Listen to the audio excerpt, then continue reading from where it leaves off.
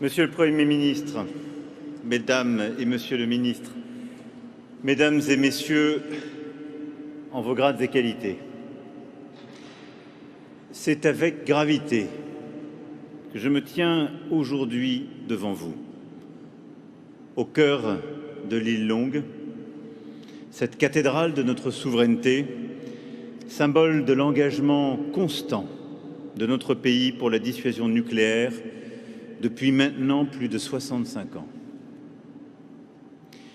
Dans quelques jours, le sous-marin nucléaire lanceur d'engins, le Téméraire, qui vous fait face, prendra la mer. Il disparaîtra dans une discrétion absolue et jouera pleinement depuis les profondeurs son rôle de gardien ultime de notre liberté d'action, de notre indépendance.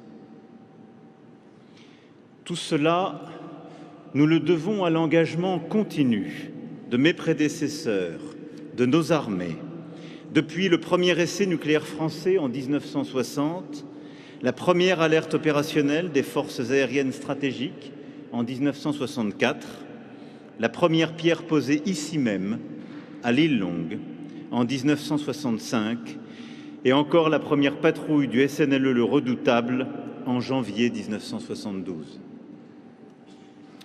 Nous le devons aussi au savoir-faire de nos centres de recherche, de nos industriels, au professionnalisme et au dévouement des militaires et des civils qui servent, où qu'ils se trouvent, dans un atelier secret, au fond des mers ou dans le ciel, notre dissuasion nucléaire. J'en suis reconnaissant à chacun. Pour la dissuasion, notre nation a consenti un effort financier, scientifique et technologique constant, à tous égards exceptionnel et sans égal sur le continent. Déjà 3 générations de femmes et d'hommes se sont succédé pour œuvrer à l'édification, à la consolidation, à l'optimisation de ce qui constitue la pierre angulaire de notre stratégie de défense. À l'heure où vacillent les certitudes, où les adversaires s'enhardissent, où les alliances faceillent, la dissuasion est et doit demeurer un intangible français. En tant que président de la République, élu au suffrage universel direct, j'en suis le garant. Et je suis venu ici vous redire avec la plus grande force l'attachement de la nation, mon attachement, à la poursuite de cette mission fondamentale. Notre dissuasion est robuste et efficace. Tous ceux qui auraient l'audace de vouloir s'en prendre à la France savent le prix insoutenable qu'il y aurait pour eux à payer. Mais intangible ne veut pas dire inerte.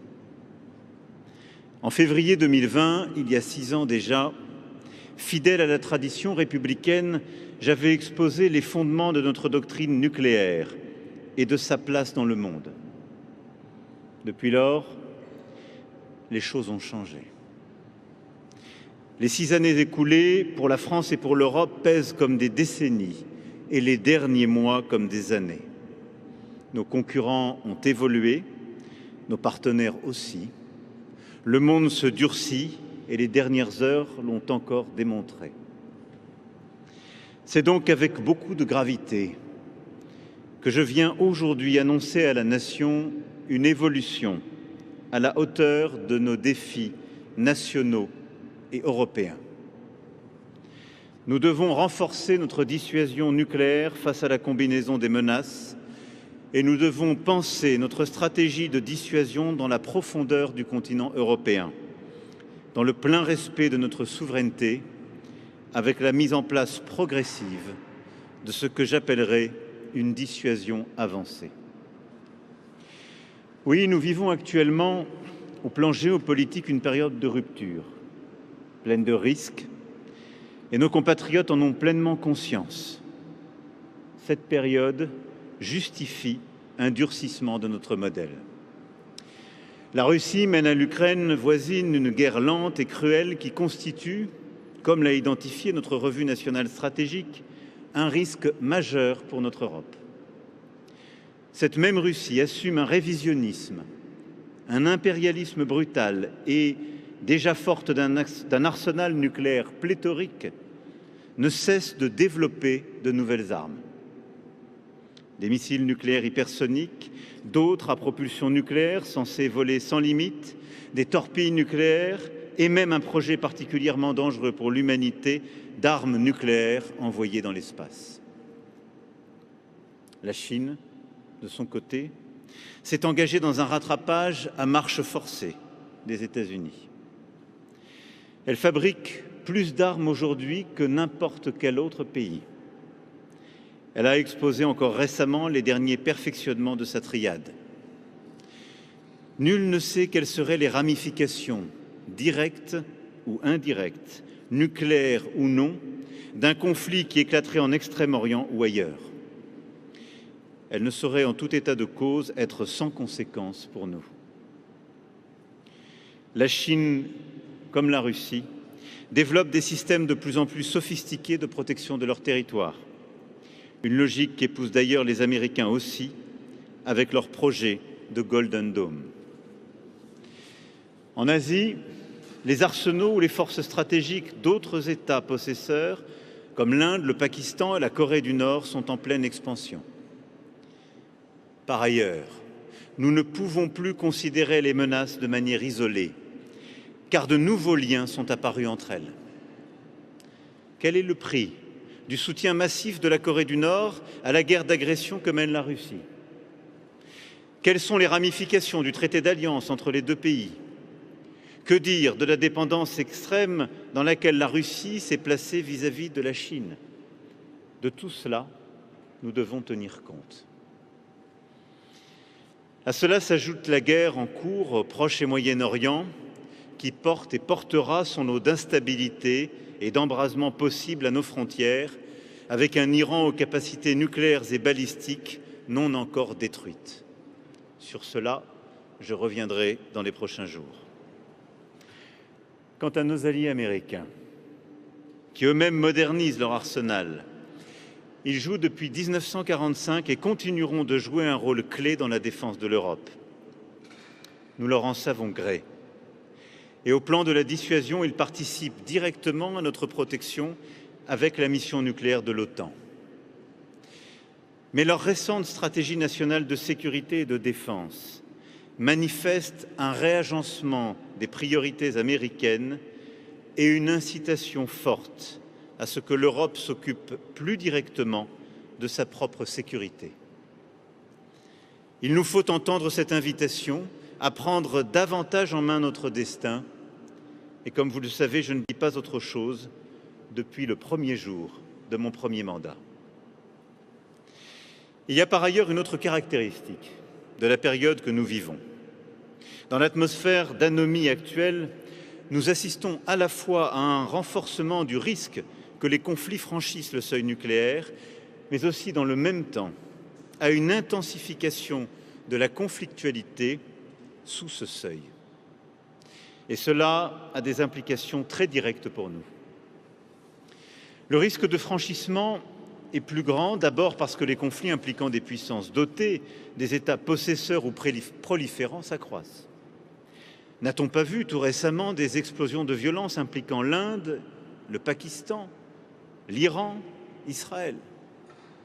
N'a-t-on pas vu aussi des comportements irresponsables, de la Russie en particulier, avec une modification de sa doctrine cousu main pour menacer l'Ukraine, une banalisation du discours sur l'arme, des officiels qui agitent des menaces inconsidérées, des tirs de missiles du haut, comme l'Oreshnik, à proximité des frontières européennes. Tout cela est un changement majeur qui rend plus tangible le risque de franchissement. Dans le même temps, les puissances nucléaires comme la France doivent aussi s'accoutumer à la possibilité de conflits majeurs sous le seuil nucléaire dans leur environnement immédiat. N'a-t-on pas vu ces derniers mois des salves de missiles tomber sur des puissances dotées ou des États possesseurs? l'Europe pourrait un jour se trouver dans une position similaire. Pour gérer ce genre de situation avant qu'elle ne franchisse le seuil nucléaire, il faut des capacités spécifiques. L'alerte avancée pour détecter les menaces, la défense aérienne élargie pour s'en prémunir, la frappe dans la profondeur pour contrer et agir au plan offensif. C'est tout cela qu'on appelle l'épaulement. Pour être forts dans notre dissuasion nucléaire, nous devons être forts dans nos capacités conventionnelles dans toutes leurs dimensions. C'est bien sur ces deux piliers que se fonde notre défense, et j'en ai souligné l'importance dès 2020. Mais les dernières années ont bien montré le manque criant de capacités d'épaulement en Europe. Et cette situation n'est pas tenable. Et vous verrez qu'elle occupe une place importante dans mon raisonnement. Tout cela montre en tout cas que les menaces nucléaires s'accroissent, se diversifient, qu'elles sont davantage connectées entre elles, qu'elles risquent d'être précédées d'épisodes de conflits intenses sous le seuil et que les défenses de nos adversaires potentiels se renforcent. Nous devons donc en tirer les leçons. Car en effet, dans ce monde dangereux et instable, comme vous m'avez déjà entendu le dire à plusieurs reprises, pour être libre, il faut être craint. J'en ai la conviction. Notre pays détient cette arme hors du commun, qu'est l'arme nucléaire, et il en fait le socle de sa sécurité. La chaîne de commandement est d'une clarté totale, et la décision ultime revient au seul président de la République. Et devant la nation, dans ces temps d'incertitude, je le redis aujourd'hui avec force.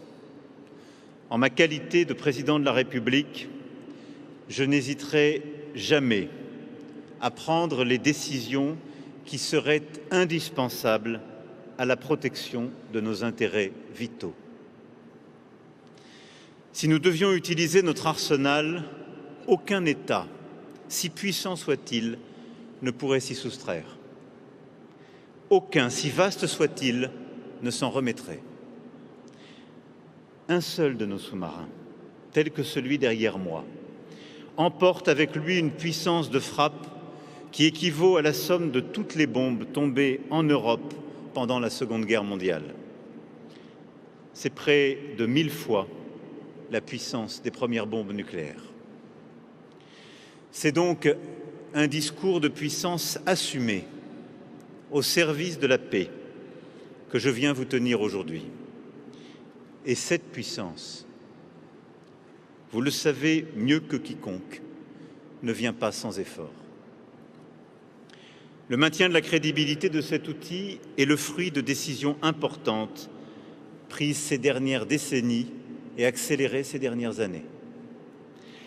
Les 3 décennies d'après la guerre froide nous avaient offert cette parenthèse de l'histoire où nous bénéficions de l'affaiblissement de nos adversaires et de l'empathie assurée de nos alliés.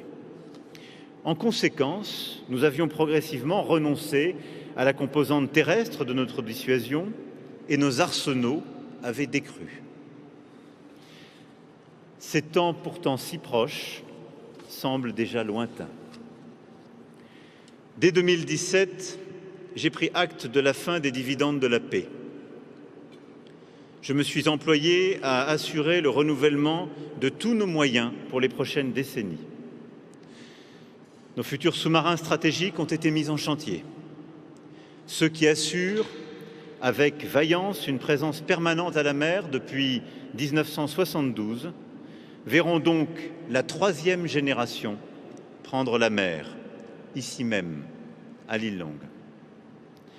Les premières découpes de l'acier qui façonnera les coques de ces nouveaux sous-marins ont commencé il y a plusieurs mois à Cherbourg. Je tiens ici à féliciter les acteurs militaires, industriels, scientifiques qui œuvrent à ce succès. Très peu de nations dans notre monde sont capables de construire de tels sous-marins nucléaires, prodiges inégalés de technologie, aussi discret que performant, capable de frapper en tout point nos agresseurs potentiels. Dans la tradition qui préside au baptême de nos sous-marins, j'ai ainsi aujourd'hui l'insigne honneur de vous annoncer que le futur sous-marin nucléaire lanceur d'engins qui battra pavillon français se nommera l'Invincible et naviguera en 2036. La même rigueur s'est appliquée au renouvellement intégral des autres domaines de la dissuasion. Nous disposons, depuis quelques mois, du nouveau missile M51.3 sur nos SNLE et d'une nouvelle tête nucléaire océanique optimisée pour pénétrer toutes les défenses. Notre force aérienne stratégique et la force aéronavale nucléaire ont vu leurs missiles de croisière nucléaire rénovés. Et nous allons lancer cette année le très ambitieux programme de missiles stratégiques hypersoniques et manœuvrants qui équipera nos avions de combat et le futur porte-avions dans la prochaine décennie. Notre programme national Tritium a été consolidé, nous assurant de notre capacité à poursuivre la production d'armes nucléaires en totale indépendance et autosuffisance. Notre réarmement, vous le voyez, engagé depuis presque 10 ans, porte donc ses fruits. Vous en voyez certains effets ici même, et l'effort se poursuivra bien sûr symétriquement sur le volet conventionnel. Et pourtant, le contexte que j'ai évoqué au début de mon propos m'amène à une conclusion claire. Nous ne pouvons pas nous satisfaire de la trajectoire actuelle. Et je dois à la nation, pour aujourd'hui, mais aussi pour l'avenir, l'assurance absolue que notre dissuasion demeurera crédible et qu'au moment des circonstances extrêmes, elle nous soustraira à tout chantage et toute capitulation. L'évolution des défenses de nos compétiteurs, l'émergence de puissances régionales, la possibilité de coordination entre adversaires et les risques liés à la prolifération, tout cela, après un examen minutieux, m'a conduit à cette conclusion. Un rehaussement de notre arsenal est indispensable. Il ne s'agit pas ici d'entrer dans une quelconque course aux armements. Cela n'a jamais été notre doctrine. Il serait inutile de prétendre entrer dans une coûteuse surenchère. L'essentiel, comme je le disais, est que tout adversaire ou toute combinaison d'adversaires ne puisse entrevoir la possibilité d'une quelconque frappe à l'encontre de la France sans la certitude de se voir infliger des dommages dont il ne se relèverait pas. Il n'est point besoin de symétrie des arsenaux pour cela. Notre doctrine refuse donc l'idée de riposte nucléaire graduée. L'armement nucléaire français est stratégique et exclusivement stratégique, car il s'agit bien d'armes d'une toute autre nature que celles dont on pourrait user sur un champ de bataille. La France, depuis le président François Mitterrand, a ainsi abandonné tout concept d'emploi tactique des armes nucléaires. Et nous n'y reviendrons pas. Dans cette optique d'asymétrie assumée, la France a toujours envisagé pour son arsenal les seuils strictement cohérents avec l'efficacité opérationnelle de notre dissuasion. Ma responsabilité est d'assurer que notre dissuasion conserve et qu'elle conservera à l'avenir son pouvoir de destruction assuré dans l'environnement dangereux, mouvant et proliférant que je viens de rappeler. C'est pourquoi j'ai ordonné d'augmenter le nombre de têtes nucléaires de notre arsenal. Pour couper court à toute spéculation, nous ne communiquerons plus sur les chiffres de notre arsenal nucléaire, contrairement à ce qui avait pu être le cas par le passé. Pour être libre donc, il faut être craint. Et pour être craint, il faut être puissant. Cette augmentation de notre arsenal en témoigne. Mais pour être puissant, et c'est le deuxième temps de mon propos aujourd'hui, il faut être plus unis. Et c'est d'Europe que je vais vous parler à présent. Notre sécurité ne s'est jamais conçue dans les seules limites de notre territoire, au plan conventionnel comme au plan nucléaire. C'est un fait évident de la géographie qui est là et qu'on ne peut négocier. J'ajouterai d'ailleurs, aujourd'hui plus que jamais, l'indépendance ne peut être la solitude. Dans le domaine nucléaire, cela a été reconnu par tous mes prédécesseurs sans distinction. Mais aujourd'hui, les conditions sont désormais véritablement réunies pour en tirer les conséquences concrètes. Pour expliquer ce point, permettez-moi de m'attarder un instant sur un élément central de notre doctrine nucléaire, les intérêts vitaux de la nation. La dissuasion nucléaire française a vocation à dissuader tout État de s'en prendre à nos intérêts vitaux. Quels sont-ils? Nous ne les avons jamais énoncés précisément, à dessein. Nos lignes rouges ne sont pas lisibles. Elles ne sauraient l'être. À coup sûr, pourtant, nos intérêts, s'ils couvrent le territoire hexagonal et ultramarin, ne peuvent se confondre avec le seul tracé de nos frontières nationales. Peut-on envisager que la survie de nos partenaires les plus proches soit mise en jeu sans que cela affecte nos intérêts vitaux? Ou à l'inverse, qu'une menace extrême en Europe ne concerne que nous-mêmes? Pour ces raisons fondamentales, les présidents successifs ont évoqué la dimension européenne des intérêts vitaux de la France. En février 2020, j'avais réitéré l'offre de tous mes prédécesseurs, depuis le président François Mitterrand, d'un dialogue avec les pays européens qui seraient désireux d'approfondir avec nous cette dimension. J'avais même proposé d'associer ces pays à des exercices de notre dissuasion. 6 ans plus tard, nous sommes dans un autre univers stratégique. Nous devons passer à une toute autre étape et formuler pour notre époque ce dont le général de Gaulle avait déjà l'intuition.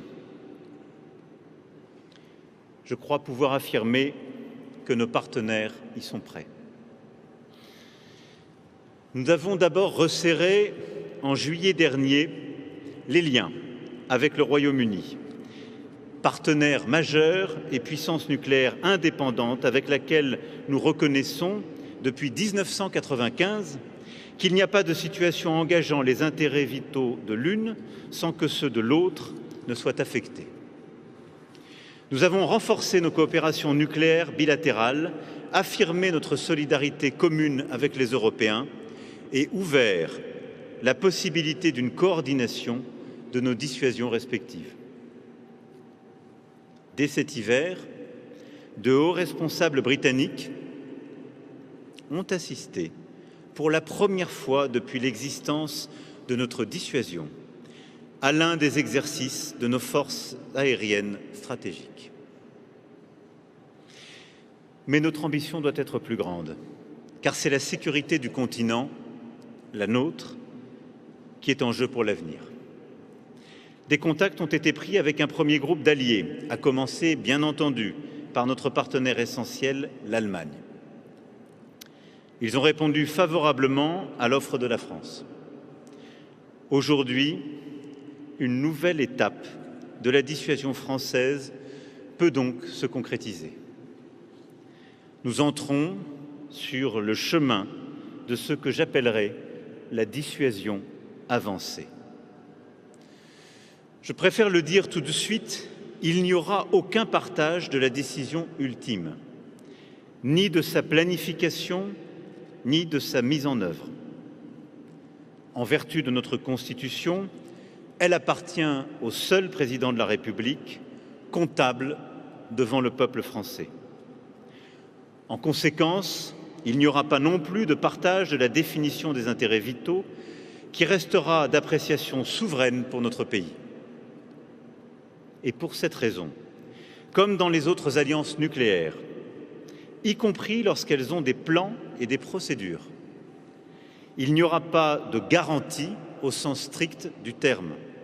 Une garantie rigide, d'ailleurs, serait imprudente. Elle abaisserait le seuil nucléaire et réduirait d'autant l'incertitude de nos adversaires. Avec la dissuasion avancée, notre doctrine conservera ses fondations originelles, son caractère strictement défensif, le refus de la bataille nucléaire, la rupture totale et assumée entre le conventionnel et le nucléaire. Il en va de même pour l'opportunité d'un avertissement nucléaire unique et non renouvelable. Il sera toujours décidé à la seule discrétion de la France pour signifier très concrètement que le conflit vient de changer de nature et que la France entend par ce moyen préserver une ultime chance de rétablir la dissuasion. La France assumera donc toujours seule, en intégrant à sa réflexion les intérêts de nos alliés, le franchissement délibéré du seuil nucléaire. La dissuasion avancée est une démarche progressive. Elle offre la possibilité pour les partenaires de participer aux exercices de la dissuasion, tout d'abord. Cela pourra impliquer également du signalement, y compris au-delà de nos frontières strictes, ou la participation conventionnelle de forces alliées à nos activités nucléaires. Elle pourra enfin prévoir le déploiement de circonstances, d'éléments de force stratégiques chez nos alliés.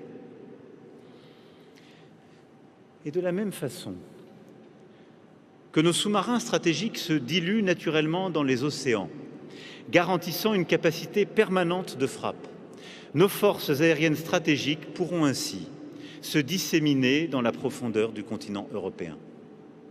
Cette dispersion sur le territoire européen, à la manière d'un archipel de forces, compliquera le calcul de nos adversaires et donnera à cette dissuasion avancée beaucoup de valeur pour nous.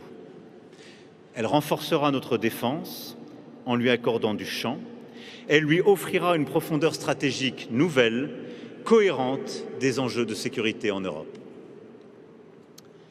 Sa valeur sera, je le crois, très forte aussi pour les partenaires qui entreront dans cette logique avec nous et dont le territoire gagnera un lien affirmé avec notre dissuasion.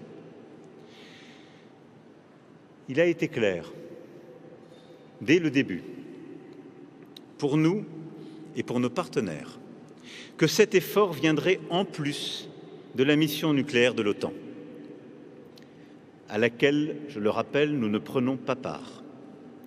La dissuasion avancée que nous proposons est un effort distinct qui a sa valeur propre et qui est parfaitement complémentaire de celui de l'OTAN au plan stratégique comme au plan technique. Le travail que nous avons entamé sur ce projet avec les Européens s'est fait en pleine transparence avec les États-Unis d'Amérique et en coordination étroite avec le Royaume-Uni. Que les alliés, qui nous ont témoigné leur confiance en travaillant intensément à ces futurs partenariats, dans le respect de nos obligations internationales et tout particulièrement du traité sur la non-prolifération des armes nucléaires, en soient ici aujourd'hui remerciés. L'Allemagne sera un partenaire clé de cet effort, naturellement, le plus ambitieux dans l'esprit du traité d'Aix-la-Chapelle. Les premières étapes de la coopération commenceront dès cette année et pourront inclure des visites de sites stratégiques et des exercices conjoints. Dès à présent, d'autres pays ont accepté ce dialogue. Et au-delà de nos partenaires et amis britanniques et allemands déjà évoqués, la Pologne, les Pays-Bas, la Belgique, la Grèce, la Suède et le Danemark s'y joindront. C'est une véritable convergence stratégique entre nos pays, de nature à donner une réelle profondeur à la défense de notre continent. Les discussions sont aussi ouvertes avec plusieurs autres pays, se poursuivront dans les semaines et les mois à venir. À l'image de ce que nous avons mis en place avec le Royaume-Uni, des organes d'échange au niveau politique vont être créés avec chacun de ces pays dès les prochains jours. Cela suppose un travail commun sur la menace et le renseignement, des moyens de communication spécifiques, une organisation, mais aussi une compréhension commune des ressorts de l'escalade et de comment y faire face, en particulier dans sa phase conventionnelle. C'est pourquoi aussi la démarche de la dissuasion avancée, de par sa nature, accroît notre protection et celle de nos partenaires. De la même manière que la France crée pour les adversaires de l'Europe de nouveaux dilemmes stratégiques à travers cette dissuasion avancée, nos partenaires contribuent en retour à la sécurité collective et donc à celle de la France. C'est la nature même de l'épaulement stratégique. L'expérience des dernières années montre bien qu'il y a au moins 3 domaines où notre Europe, si elle devait faire face à une escalade et la gérer sous le seuil nucléaire, bénéficierait de nouveaux moyens collectifs.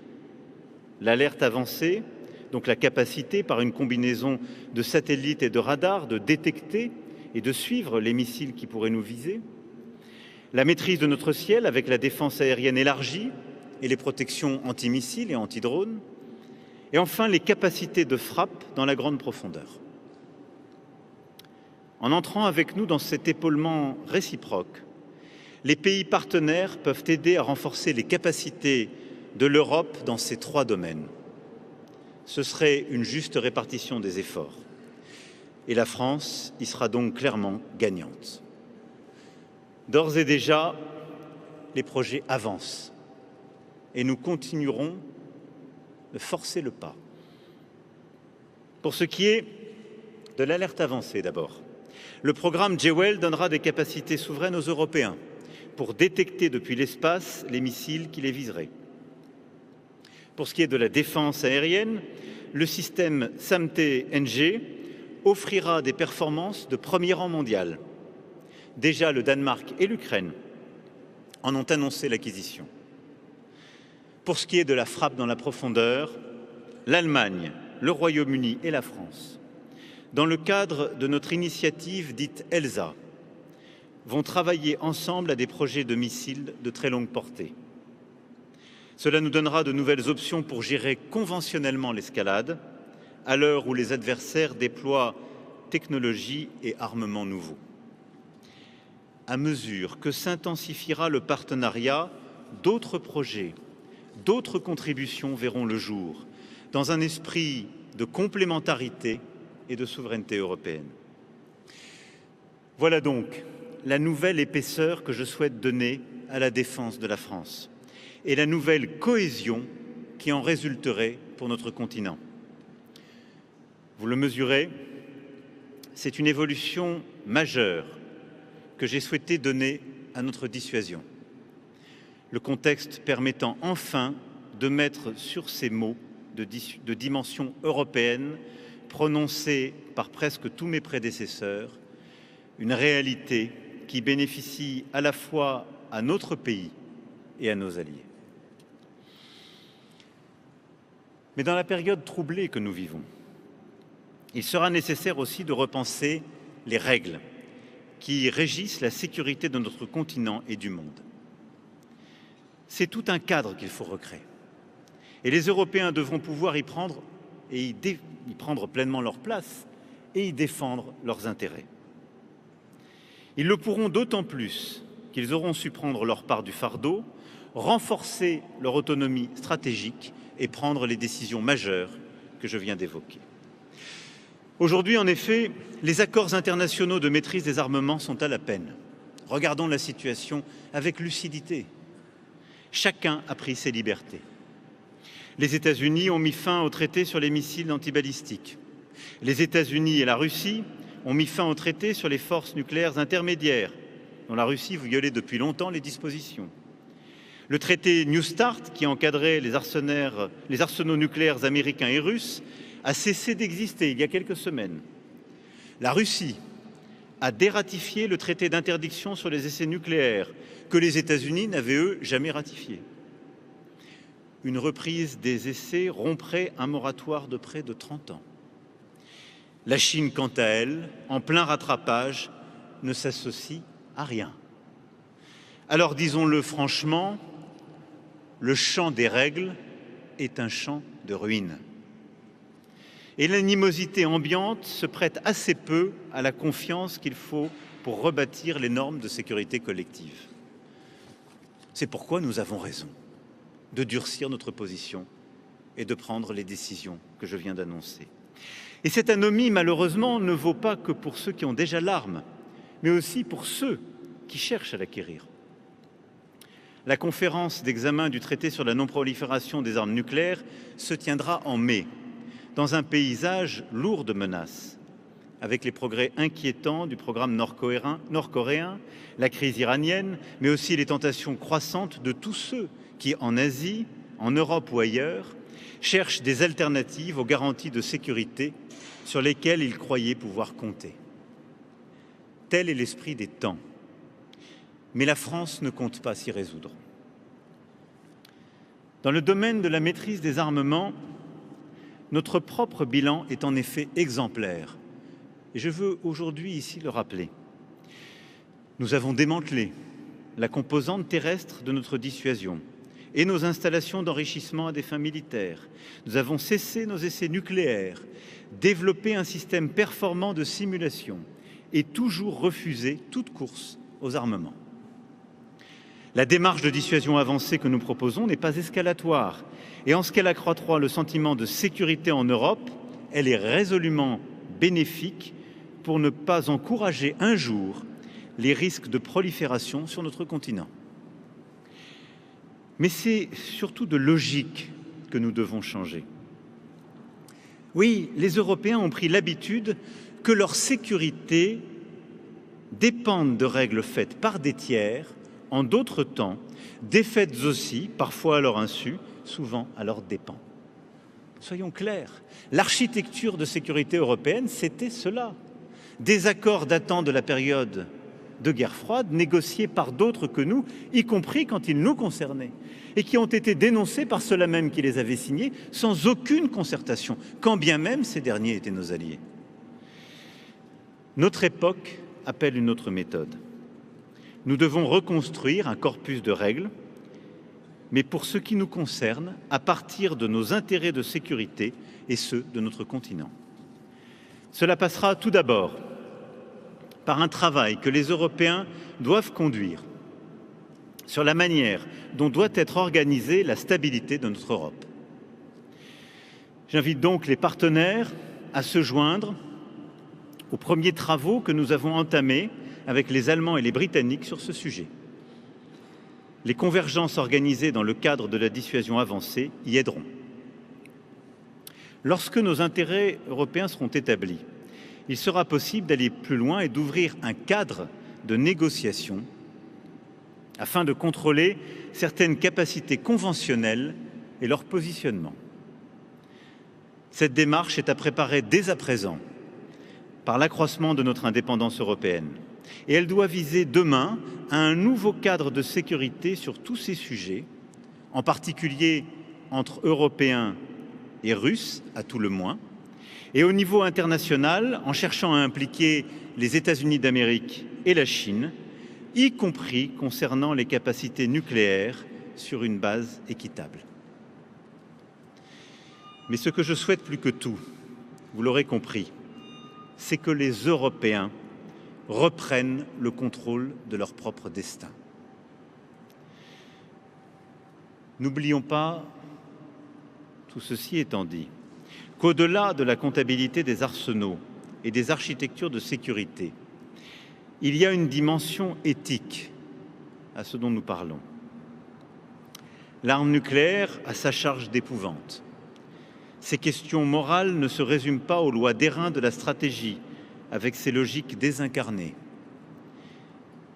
Il n'est que juste qu'une telle arme continue de susciter une discussion de raison pour en limiter l'usage, l'encadrer et préserver l'objectif à terme d'un monde sans armes nucléaires. Cela doit rester notre horizon. Il n'est que juste aussi de militer avec persistance en faveur des usages pacifiques de l'énergie atomique. C'est tout l'esprit du TNP.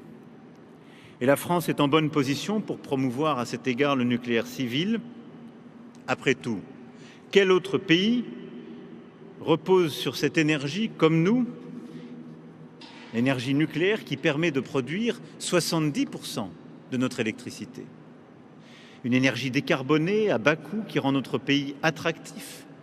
C'est ce qui fait que la France sera pleinement légitime pour organiser à Paris, le 10 mars prochain, un sommet pour encourager le développement de cette énergie, ses usages et son financement. Je crois aux vertus d'un nucléaire de confiance, aux vertus aussi des innovations dans la matière. Je crois à sa valeur pour faire face aux besoins voraces de nouvelles technologies et je suis déterminé à aider l'Agence internationale de l'énergie atomique à favoriser, avec un encadrement approprié, les nouvelles technologies sensibles. Mesdames et messieurs, le temps est venu pour moi de conclure. Et j'aimerais vous inviter un moment à prendre la mesure de cet endroit à nul autre pareil. La base opérationnelle de l'île Longue, à l'extrémité du Finistère. L'île Longue, qui est tout à la fois la pointe avancée de l'Europe, son cap occidental et sa forteresse. Et je vous invite à prendre conscience de tout ce qu'il signifie dans toutes ses dimensions. Masse, puissance, indépendance donc, et j'ajouterai solidarité stratégique. Ce que vous avez sous les yeux est un héritage précieux dont nous sommes les dépositaires et que nous continuerons à faire vivre avec ténacité. Nous continuerons donc de développer le formidable outil de puissance, expression du génie français, patiemment érigé depuis le début de la Ve République. Je me suis fermement engagé depuis 2017 dans le renouvellement de nos forces stratégiques et je m'y emploierai jusqu'au terme de ce mandat.